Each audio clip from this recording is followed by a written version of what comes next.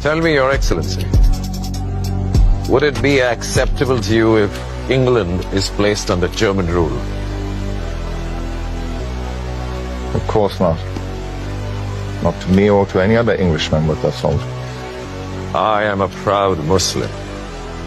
Why should I live under Hindu rule? Hardly compares, and you know it. Let's be honest with each other, Mr. Jinnah. Britain and Germany are entirely different nations. So are Hindus and Muslims. We have nothing in common. Our history, heroes, art, architecture. Take, for example, the eternal question of the cow. We eat what they worship.